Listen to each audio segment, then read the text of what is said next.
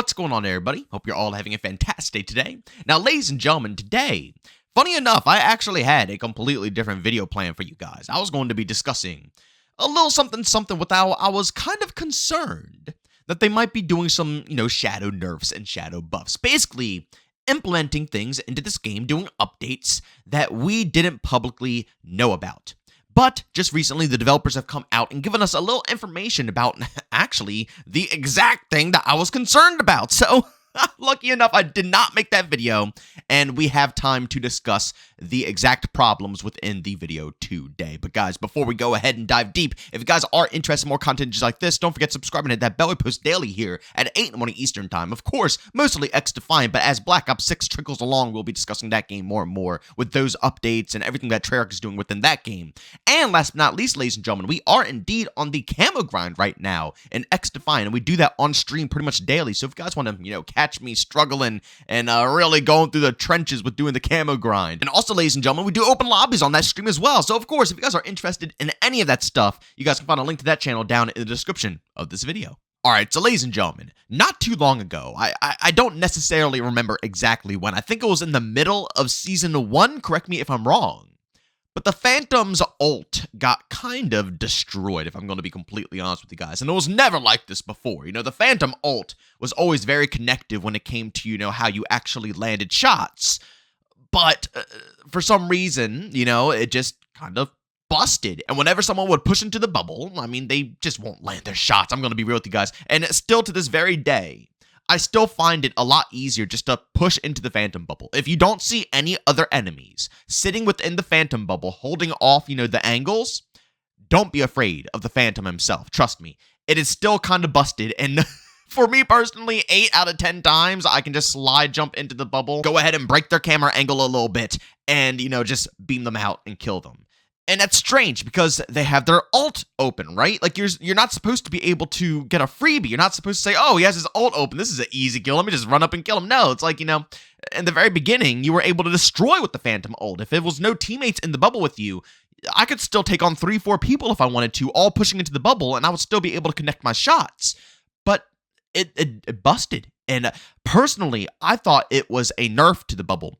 But again, I didn't really hyper-focus it too much because the Phantoms already had enough problems, by themselves, being one of the most crazy factions of having 120 HP with no cons whatsoever. But now that the Phantom is in a lot more of a balanced spot, and I still think they feel phenomenal. I know a lot of people are complaining about the Phantom right now, but I've been playing with them nonstop for days now to test them out to see if they're any good or not. Along with the health regen, delay, and 5, less HP, they still feel fantastic. And honestly, it just makes me want to hop into the OBJ with my team a bit more and help them be grounded. I personally love them. But again, now we have to hyper-focus the bubble. It's just not simply working. And again, I thought that they did a little bit of a shadow nerf because they never said anything about the bubble. They never mentioned it. But Aches came out on Twitter saying, things we are looking into, and this is in response to a post by NeuroCinema. Grenades damaging the user inside the bubble sometimes. Gun damage bug fix will destroy other AEGIS in one shot like it did in Season 0. And hit detection investigation to return to Season 0 functionality.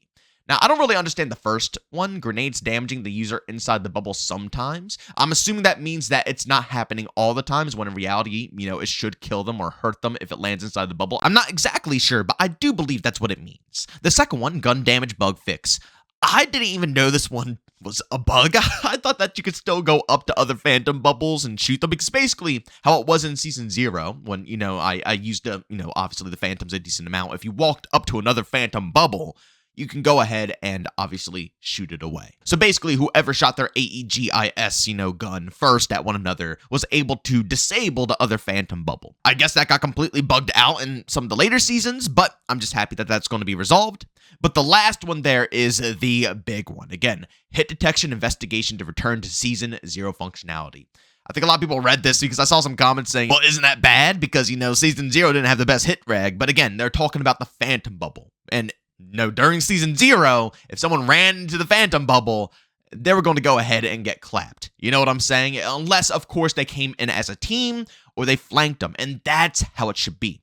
I know a lot of people are going to probably be salty about this, but again, we have to make sure everything in the game is fair. I know people want to easily slide right on into the Phantom Bubble, but again, me personally, I don't fear it whatsoever. Unless there's other players inside of it, I don't fear it.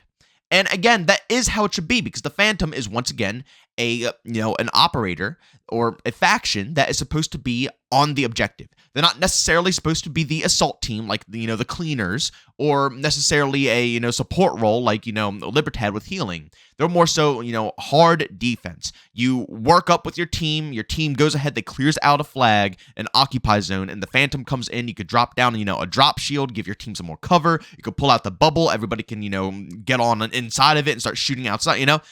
That is the role of the Phantom. But at the end of the day, the AEGIS gun is still the Phantom's ultimate.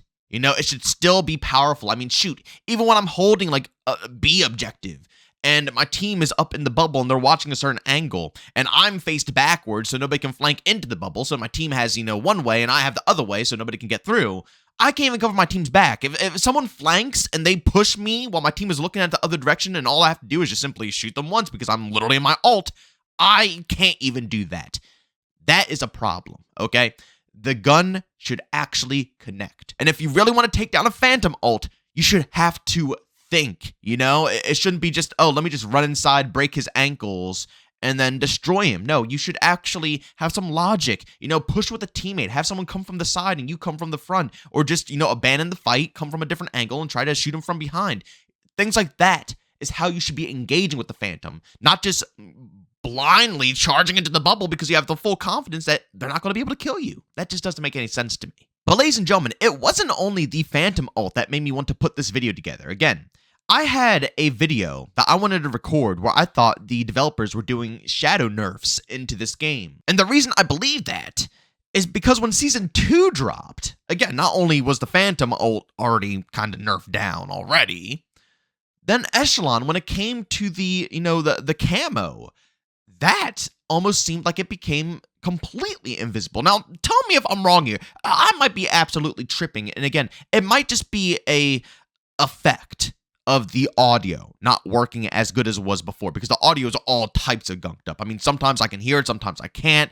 And a lot of the time, before Season 2, that's how I found the active camo in the first place, was through audio hearing. So I don't know, maybe because I could hear so well, I can track them. But with Season 2, I can't track someone using active camo for the absolute life of me. I mentioned it in my initial Season 2 review, and I've also seen a few other content creators discuss this as well, which is why, it kind of makes me think a little bit further. Am I going crazy? Again, is it the audio that got gunked up, or what's going on here? But I would love to see if the developers would respond to this if anything is going on with Echelon. Because again, at first, I thought it was a buff, but maybe it could be a bug. You never know, because the Phantom turned out to be a bug. So it might just be something going on with either the audio or it might be a bug with the active camo. But again, I swear, even after they nerfed the intel suit a million times over, before Season 2, I still chose to use the intel suit over active camo every single time. Every single time, even with it being nerfed to the dirt, because active camo just, in my opinion, was an easy death. I could track someone across the map when they had active camo on. Literally, I'm not lying to you. I could track someone across the map if they had active camo. Now, I can't even track them if they're right up in front of me. Like, I could be staring at them while they're moving at full speed, because before, if you stayed still, you'll be a little bit more invisible. And if you're running, obviously, you could see them a bit more. They could be standing still in the corner and I would still be able to track them. Again, I can't even track someone who's moving full speed across my screen, which made me completely drop the intel suit. I no longer rock that thing because all I rock is active camo now. And again, the footage that you're watching right here is a little bit older, so this isn't really relevant to current date. But again, it just proves that, yeah, even after they nerfed the intel suit to the ground, I still ended up rocking it.